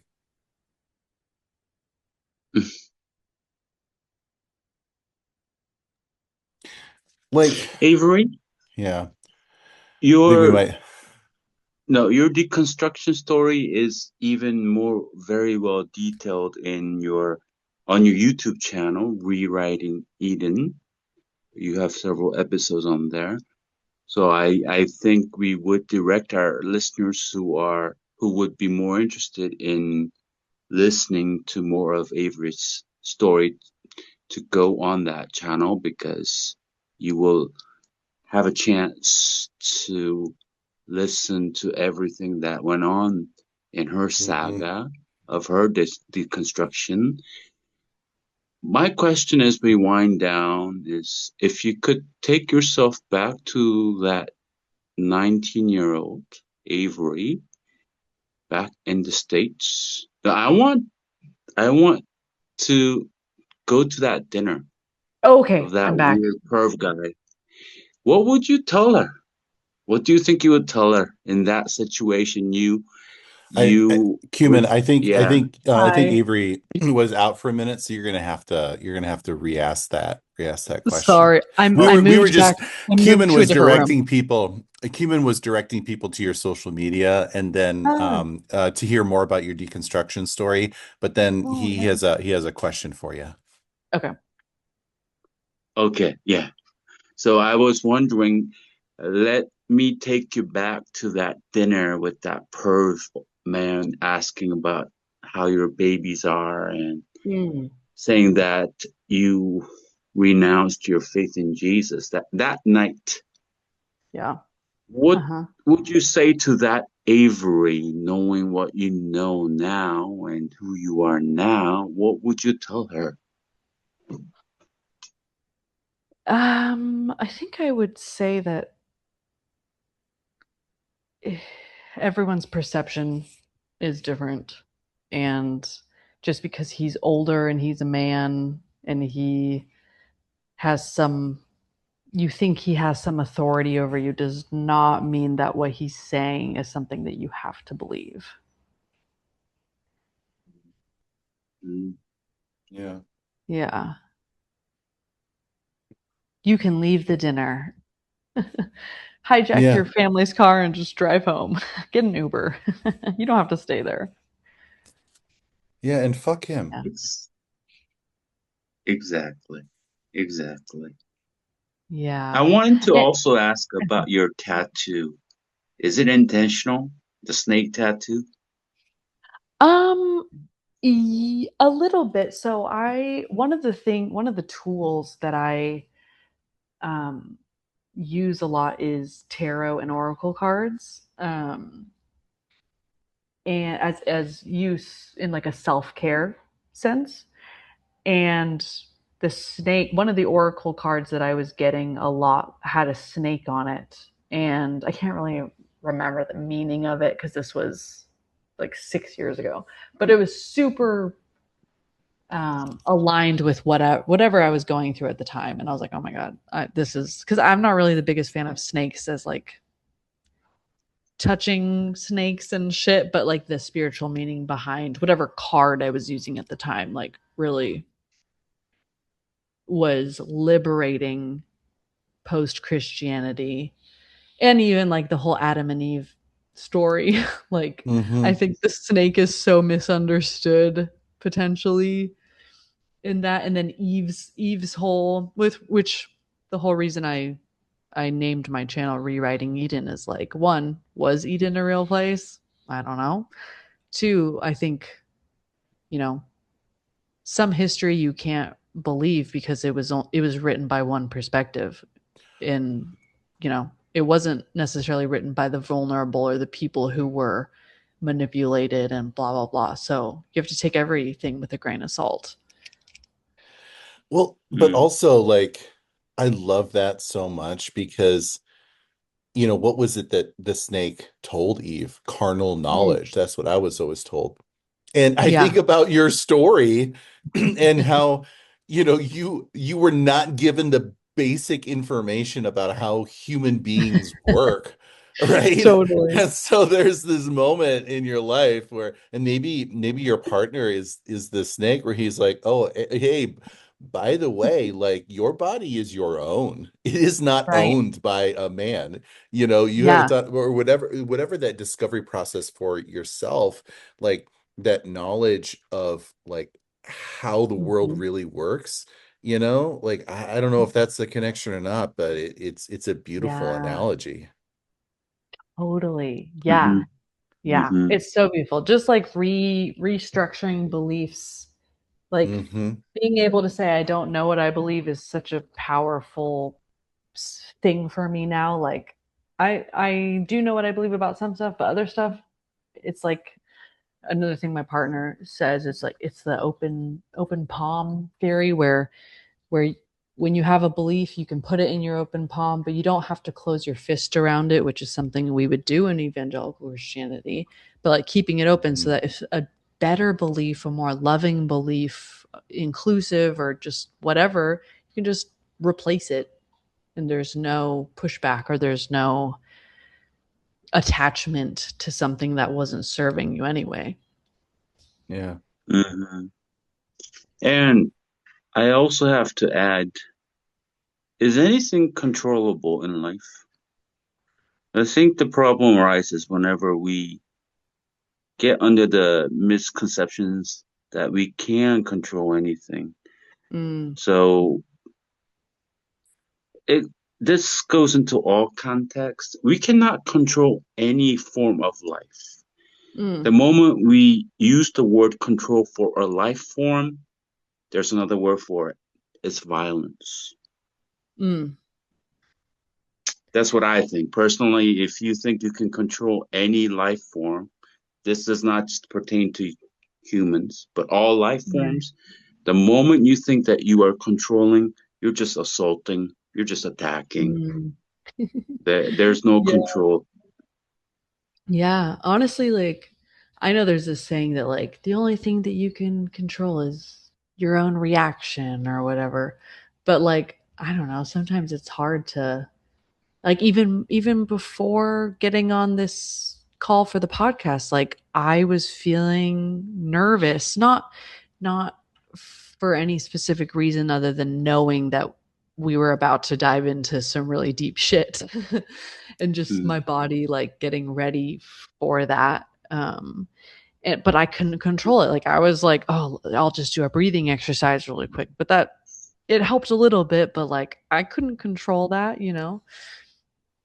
um I don't know, Yeah. it's interesting too, like coming from the background that we just dived into for the past 2 hours, like sometimes even with my own dog, like teaching him tricks and like making him wait a second before he can dive into his food. I'm like, oh, am I controlling him? Like, I know Hmm. mm, it's a little different than manipulating a human into blah blah blah, but like it impacted me so much that I literally don't want anyone to ever think that I have hidden motivations or am controlling. Like I'm overthinking to an extent where I just not in a people pleasing way anymore, but just like I want everyone to feel comfortable and feel like they are not being manipulated by me or um yeah, I just want I never want anyone to feel the way that I felt. Yeah. yeah. And that their conformance to a behavior does not have to do with whether they belong or are wanted. You know, Mm. like Mm-hmm. you belong and you are wanted because you are a beautiful human with a universe behind your eyes, and it has nothing to do with whether or Yeah. not you say and do things that I agree with. Yes. As long as you're not harming me, as long as Mhm. you're acting or others, as long as you're acting ethical, like people Mhm. just their natural state is that they belong.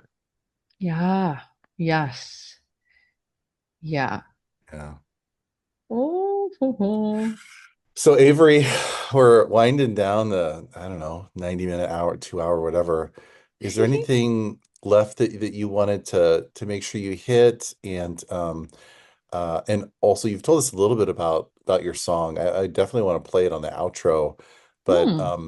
of all the music that you've done, why this song? Um, yeah, I mean the whole EP is full of the religious deconstruction elements, but this song is it's important because it names the hurt, it names the spiritual abuse, but then at the end of the day it comes back to love Mm. and not seeing the best in people, because I do think people should hold themselves accountable for things they said and did, even if it was under religious pretenses. Um, like I've apologized to people, like, oh my God, I'm so sorry. I fucking tried to witness to you and make you think that your Mhm. beliefs were bad when I was still Christian. um, like, yeah, I think it all comes back to what is the most loving thing? How can I be? Yeah, I think love is the one of the most powerful emotions um, and things that a human can feel. And if they need to replace, if God is uncomfortable, I think love could be a good grounding. Um, oh my God, fruit of the spirit is what's coming to my head, but that's so cringe. Like wow, I'm cringing myself Mhm. out right now. But like It's a okay to be ground. cringe, you're that's how we know you are Gen Z, because the greatest fear of Gen Z is to be cringe. And then I'll tell you what's ahead of you, embracing the cringe, because life Oh, I life love it. is Yeah. it is, and fully Yeah. embodying yourself. I do think that there's a toxicity that comes with that I don't want to be cringe. I don't want to be cringe. Well, but that's a conformity. Right. That's a deep conformity to I don't want to stick out. I don't want to be away in front of other people that makes them feel cringe. I'm sorry, Mhm. like I'm gonna walk into every space and be my authentic self. And if that's cringy to Yeah. you, that's your fucking problem. Totally. The title of the Yeah. song is Crazy Love, and cringe and crazy love do not go together.